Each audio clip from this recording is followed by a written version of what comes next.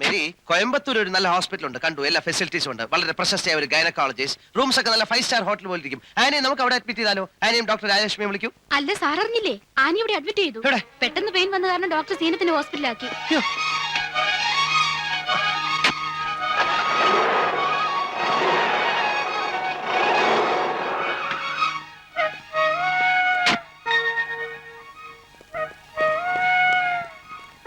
ഒരു നോർമൽ ഡെലിവറിക്ക് വേണ്ടിയാണ് ഞങ്ങൾ ട്രൈ ചെയ്യുന്നത്, അതിനുവേണ്ടിയാണ് വെയിറ്റ് ചെയ്യുന്നത്. അല്ലെങ്കിലേ ഒരു സിസേറിയനെ കുറിച്ച് ആലോചിക്കൂ. ഡോക്ടർ, ഡോക്ടർ, കുഞ്ഞിന് എന്തെങ്കിലും തകരാറുണ്ടോ? Please wait. ഡോക്ടർ എന്ത് പറഞ്ഞു? ചിലപ്പോ സിസേറിയൻ വേണ്ടി വരും. അതാ നല്ലത്, കുഞ്ഞിനൊരു പോറൽ പോലും ഏൽക്കില്ല.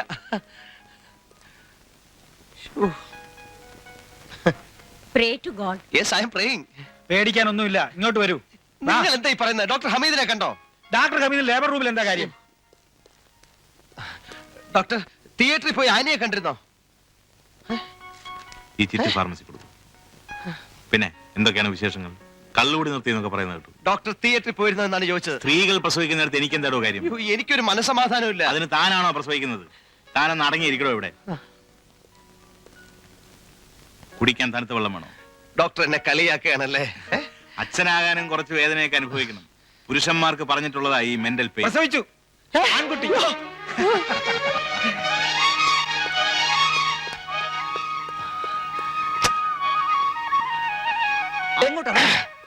എന്തോ നീ കാണിക്കുന്നത്? തിയേറ്ററിനകത്തേക്കാണോ?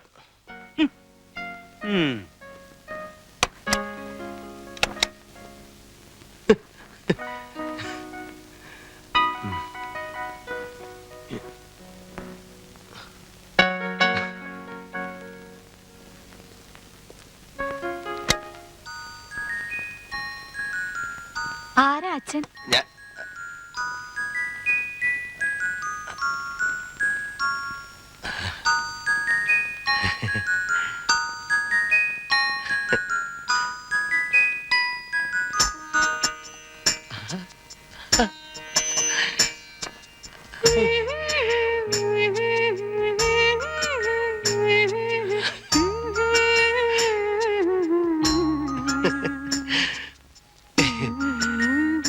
തനി അച്ഛൻ അല്ലേ ഡോക്ടർ? അച്ഛന്റെ സ്വഭാവം കിട്ടാതിരുന്നാ മതി.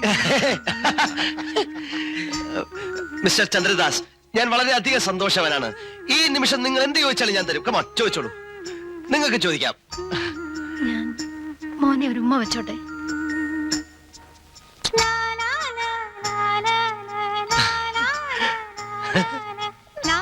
അങ്കിൾ, നമുക്ക് പോവാം. കുഞ്ഞിനെ കൊണ്ട് പോവേ? പിന്നല്ലാതെ ഇന്നത്തോടുകൂടി ഇവരുടെ കരാറ് കഴിയില്ലേ? ഇനി ഇവനെ നമ്മൾ വളർത്തും. വാ. താനിത് ഭ്രാന്തായി പറയുന്നത്. ഈ കുഞ്ഞിനെ കൊണ്ടുപോയി താൻ എങ്ങനെ വളർത്തും? പിന്നെ വളർത്താതെ പറ്റൂ? അതിന് മുലപ്പാൽ ആര് കൊടുക്കും? താ കൊടുക്കും. ഞാൻ എങ്ങനെ കൊടുക്കും? ഞാൻ പശുവിന്റെ പാല് വാങ്ങിച്ചു കൊടുക്കും. നിപ്പിളിട്ടല്ലേ അങ്കിൾ? 3-4 മാസം കഴിഞ്ഞാലേ അതൊക്കെ പറ്റൂ. ഇപ്പൊ മുലപ്പാല് തന്നെ വേണം. മാത്രമല്ല, ഈ കുഞ്ഞിന് നാച്ചുറൽ ഇമ്മ്യൂണിറ്റി എവിടെ നിന്ന് കിട്ടും? അമ്മയുടെ മുലപ്പാല് കുടിച്ച് തന്നെ വളരണം. അത് പ്രശ്നമാവുമല്ലോ. എന്ത് പ്രശ്നം? ആനയില്ലേ? അതിന് അവർ സമ്മതിക്കണ്ടേ? 10 മാസം തന്നെ കഴിച്ചു കിട്ടിയത് വളരെ കഷ്ടപ്പെട്ടിട്ടാണ്. നഴ്സ്, കുഞ്ഞിനെ വാങ്ങിക്കാത്തെന്ത്? ആ സ്ത്രീ കുഞ്ഞിനെ ചോദിക്കുന്നു. കൊടുക്കും. രാജീവ്, കുഞ്ഞിനെ ഇങ്ങ് തരൂ.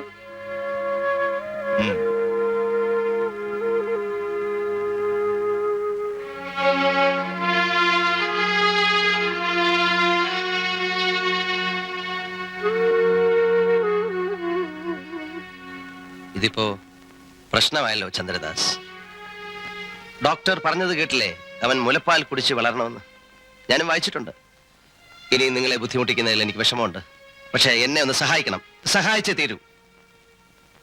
ആലോചിക്കാം. ആലോചിച്ചപ്പോഴാ കാശ് എത്ര വേണ്ടെന്ന് വെച്ചാൽ തരാം. മിസ്റ്റർ രാജീവ് മേനോൻ, കാശിന്റെ കണക്ക് മേലാലിനോട് പറയരുത്. എത്ര കാശ് കൊടുത്താലും കിട്ടാതെ ചിലതുണ്ട്. അത് നിങ്ങൾക്ക് അറിയില്ല. അതൊന്ന് മനസ്സിലാക്കാൻ ശ്രമിച്ചാൽ കൊള്ളാം.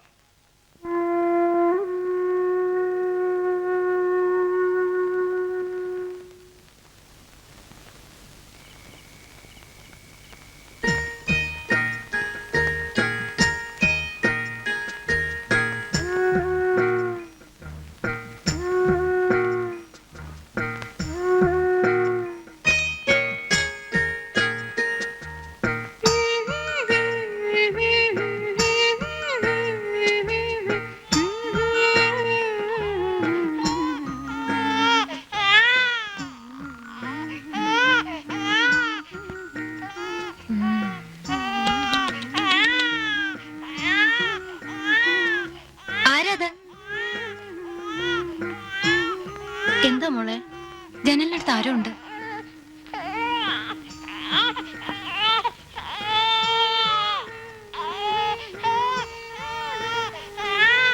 ഏയ്, ആരുമില്ല. നിനക്ക് തോന്നിയതാ.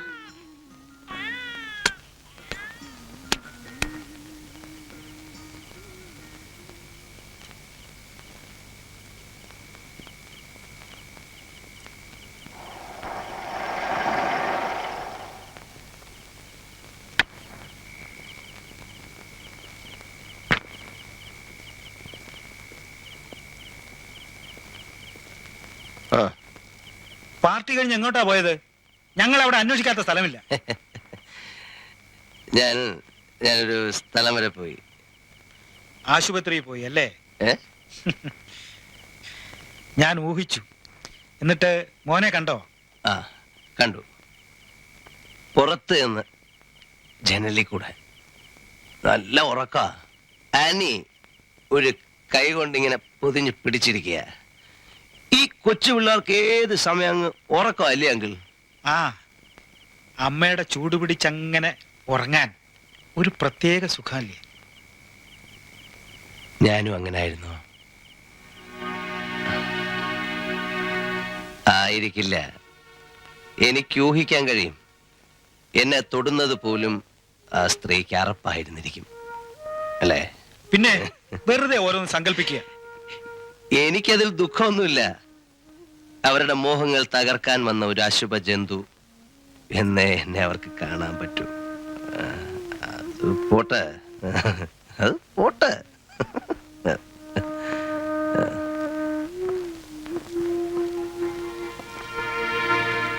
എന്റെ മോനെ കാണുമ്പോ എന്റെ കുട്ടിക്കാലം വെറുതെ ഓർത്തു പോകുന്നു.